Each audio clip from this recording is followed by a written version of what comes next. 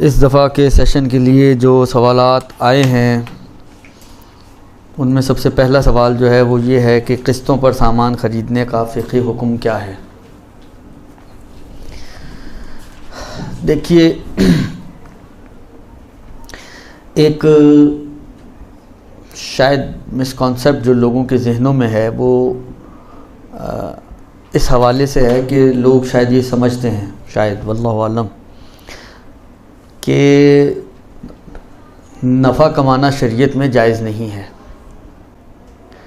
اچھا، اس سمجھنے کی وجہ جو میں یہ کہہ رہا ہوں کہ شاید لوگ یہ سمجھتے ہیں اس کی ایک خاص وجہ ہے، اور وجہ یہ ہے کہ جب ان کو وہ بینکنگ کے مسائل کی بات آتی ہے اور یا قرضے پہ سودی قرضے کی بات آتی ہے تو اس میں جب طریقے بتاتے ہیں ان کو کہ آپ یوں کی بجائے یوں کر لیں، یوں کی بجائے یوں کر لیں، کہتے ہیں یار یہ بھی تو وہی بات ہو گئی، اس میں بھی تو آپ کو وہی 10 روپے جو اس طرح مل رہے تھے وہی 10 روپے آپ نے اس طرح کما لیے۔ تو اس سے ایسا لگتا ہے جیسے وہ سمجھتے ہیں کہ 10 روپے کمانا جو ہے وہ حرام ہے، تبھی وہ کہتے ہیں کہ اس طرح بھی 10 روپے کمائے، اس طرح بھی 10 روپے کمائے، آپ وہ کیسے حرام ہو گیا اور یہ کیسے حلال ہو گیا؟ جبکہ ایسا نہیں ہے۔ قرآن یا روایات یا اللہ اور رسول اور اہل بیت علیہم السلام آپ کی کمائی کے مخالف نہیں ہیں، وہ جس چیز کے مخالف ہیں وہ سود کے مخالف ہیں۔ ربا،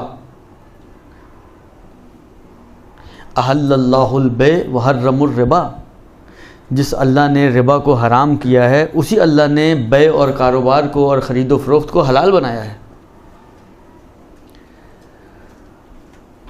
شریعت یہ نہیں چاہتی کہ آپ حرام طریقے سے کمائیں، شریعت یہ چاہتی ہے کہ آپ حلال طریقے سے کمائیں۔ اس کا مطلب یہ ہے کہ کمانے کی منکر نہیں ہے شریعت، کمائے گا نہیں تو انسان کی زندگی کیسے گزرے گی؟ تو کمانا تو انسان کی زندگی گزارنے کے لیے اور ترقی کرنے کے لیے اور آگے بڑھنے کے لیے بہرحال ضروری ہے۔ بس جو چیز اسلام کی نگاہ میں قابل قبول نہیں ہے وہ اصل کمائی نہیں ہے، وہ روش کمائی، اس میں بحث کرتا ہے اسلام کہ کس روش کو، کس طریقے کو قبول کرتا ہے، کس طریقے اور روش کو قبول نہیں کرتا، یہ جاننے کی ضرورت ہے۔ اور پھر اسلام کہتا ہے کہ جب تمہیں پتہ چل گیا کہ یہ طریقہ حلال ہے اور یہ طریقہ حرام ہے تو حرام سے بچاؤ، حلال طریقے سے کماؤ، جتنا مرضی کماؤ۔ اسی لیے شاید یہ سن کر آپ کو تعجب ہوگا، کیونکہ جو سنتا ہے اس کو واقعاً تعجب ہوتا ہے کہ اسلام میں پروفٹ ریٹ کوئی معین نہیں ہے۔ یہ چیز میری 100 روپے کی ہے، آپ 10,000 کی بیچنا چاہیں، اگر کوئی مل جائے خریدار تو بالفرض۔ دیکھیں مسئلہ کیا ہوتا یہ ہے کہ مثلا فرض کریں اگر آپ مارکیٹ میں چیز لے کے بیٹھے ہوئے ہیں،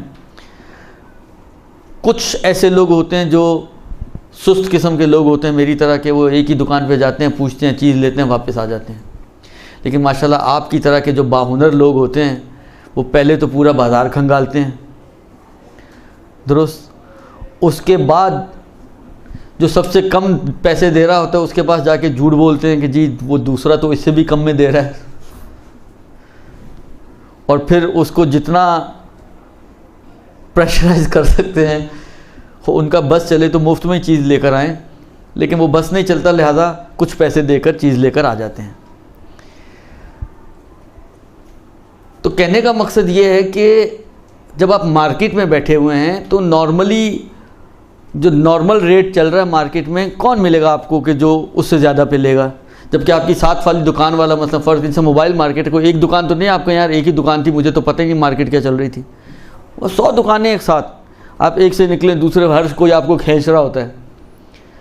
تو جہاں مارکیٹ ہو کسی چیز کی وہاں پر مثلا فرض کریں اگر ایک چیز یہ 100 روپے کی ہے تو کون ہے جو 125 کی لے کر آئے گا؟ 25 روپے بھی زیادہ نہیں دے گا، خاص طور پہ ایسا شخص جو مارکیٹ دیکھ کر لینے کا عادی ہو، درست؟ تو وہ پھر آٹومیٹکلی آپ باؤنڈ ہو جاتے ہیں کہ 100 کی چیز کو 100 ہی میں بیچیں، ورنہ کوئی بکے گی نہیں وہ چیز آپ کی، پوری مارکیٹ خالی ہو جائے گی، مگر آپ کی چیز ہاں خالی ہونے کے بعد شاید بک جائے، لیکن اس سے پہلے تو کم سے کم وہ چیز آپ کی نہیں بکے گی۔ تو یہ جو آپ ایک پروفٹ کی مقدار کو معین کر کے لے رہے ہوتے ہیں یہ نارملی مارکیٹ ٹرینڈ کی وجہ سے ہوتا ہے، ورنہ شریعت نے آپ کو کوئی لمیٹیشنز نہیں دی ہیں۔ آپ 100 کی چیز کو 10,000 میں بیچنا چاہیں بیچیں، آپ 1000% اس کے اوپر پروفٹ لینا چاہیں آپ 1000% پروفٹ لے لیں، کوئی حرج نہیں ہے. ورنہ اگر فرض کریں کہ شریعت نے کوئی چیز معین کی ہو، مثلا فرض کریں 25 سال پہلے آپ نے کوئی پلاٹ لیا تھا ₹1,00,000 کا، آج وہی پلاٹ کروڑ روپے کا ہو گیا مثلا، تو آپ کے لیے بیچنا جائز ہوتا مگر کروڑ روپے میں. اگر فرض کریں شریعت، مثلا اب یہ سمجھانے کے لیے عرض کر رہا ہوں، فرض کریں شریعت کہتی ہے جی 10% سے زیادہ آپ پروفٹ نہیں لے سکتے، تو ₹1,00,000 کا آپ زیادہ سے زیادہ بیچ سکیں تو 1,10,000 میں، مگر 1 کروڑ میں آپ پھر بیچ سکیں؟ نہیں بیچ سکتے ہیں آپ. اسی وجہ سے بیچ سکتے ہیں کہ شریعت نے کوئی آپ کو پابند نہیں کیا ہے. تو یہ مارکیٹ ویلیو اس کی 1 کروڑ ہوگی، آپ بھی 1 کروڑ میں بیچیں. $1,00,000 کا لیا تھا 1 کروڑ میں بیچ رہے ہیں آپ، کتنا پروفٹ کما لیا آپ نے؟ کوئی حرج نہیں ہے. شریعت کو آپ کے جائز طریقے سے کمانے میں شریعت کو کسی قسم کا کوئی حرج نہیں ہے. درست؟ یہ ایک چیز. اب آئیں ہم اپنے اصل مسئلے کی طرف. سوال یہ ہے کہ آیا قسطوں میں اگر چیز خریدی جائے تو اس کے احکام کیا ہیں؟ یہ جو سوال ہے یہ پیدا یہیں سے ہوتا ہے کہ مثلا فرض کریں یہ چیز ₹1,000 کی ہے، میں آپ کو کہتا ہوں کہ صحیح ہے اگر آپ ₹1,000 کی قسطوں میں لیں گے تو یہ آپ کو مثلا آپ نے کہا جی ₹1,000 تو میرے پاس نہیں، میں تو ₹100 مہینہ دے سکتی ہوں. تو ٹھیک ہے ₹100 مہینہ دے دو، لیکن پھر میں 1,000 کی نہیں 1,500 کی آپ کو بیچوں گا. تو لوگوں کے ذہنوں میں یہ آتا ہے کہ شاید یہ سود ہے، یہ ₹500 جو میں ایکسٹرا لے رہا ہوں یہ سود لے رہا ہوں، جبکہ ایسا نہیں ہے. یہ میں مدت کے مقابل میں نہیں لے رہا ہوں. ایک چیز کی 2 قیمتیں ہو سکتی ہیں، کیش میں قیمت اس کی کچھ اور ہو اور قسطوں میں اور انسٹالمنٹس پر اس کی قیمت کچھ اور ہو. اسی کی قیمتیں 2 ہیں، کیش قیمت 1,000 اور انسٹالمنٹس پہ قیمت اسی چیز کی قیمت 1,500. تو جب ایک چیز 1,500 کی ہے اور میں آپ کو 1,500 ہی کی بیچ رہا ہوں اور آپ مجھے قسطوں میں اس کے 1,500 دے رہے ہیں، تو کیا مشکل ہے اس میں؟ کون سا سود لازم آیا؟ کوئی سود لازم نہیں. آپ نے ایک خرید و فروخت کی ہے نا، احل اللہ البیع، خرید و فروخت کو خدا نے حلال کیا ہے. اسی لیے وہ فقہا جو جہاں پر بینک میں سود وود والی کہانیاں آتی ہیں اس کو شفٹ کرتے ہیں کسی ایسے ٹائٹل کی طرف کہ وہ بجائے اس کے، کیونکہ دیکھیں قرضہ اگر آپ لیں یا دیں اور اس پر ایکسٹرا لیں یا دیں تو یہ سود ہے. درست؟ قرضے پہ لینا دینا اور ایکسٹرا لینا دینا یہ سود ہے. لیکن اگر آپ قرضے کی بجائے اس کی شکل بدل دیں، جس طرح آج کل میں مثال دوں آپ کو، مثلا یہ جو اسلامک بینکنگ چل رہی ہے، انہوں نے کیا کیا ہے؟ آپ کے خیال میں انہوں نے پورا نظام چینج کیا، کوئی انقلاب لے کر آئے؟ کچھ نہیں کیا انہوں نے. صرف جو پہلے آپ کا ایگریمنٹ، لون ایگریمنٹ بنتا تھا، اس کو انہوں نے لون سے نکال کر جو شرعی ٹائٹلز ہیں، مضاربہ، مشارکہ، اجارہ، ہبہ، اس کے اندر چینج کر دیا ہے. مثلا مجھے یہ موبائل لینا ہے، آپ نے کہا جی میرے پاس تو پیسے نہیں ہیں پہ موبائل لینے کے. میں کہا چلو میں کسی سے ادھار لے لیتا ہوں. میں گیا جناب، مثلا فرض کر میں آپ کے پاس آیا، جی مجھے اس کا ₹1,000 کا موبائل لینا ہے تو مجھے ₹1,000 قرضہ چاہیے. آپ نے کہا ٹھیک ہے میں ₹1,000 قرضہ آپ کو دے دیتا ہوں، لیکن لوں گا ₹1,100 واپس. ₹1,000 قرضہ دے کر واپس 1,100 لے رہا ہے، یہ ہے سود.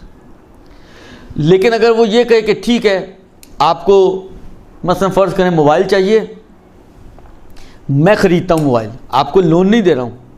غور کریں آپ، لوگ کہتے ہیں یار یہ کیا بات ہوئی، تو آپ نے مثلا یہی ساری بات ہوتی ہے، کہانی یہی ہوتی ہے ساری، کہ شریعت کے رنگ پر اگر آپ چلیں گے تو شریعت والا ہی طریقہ اپنائیں گے نا.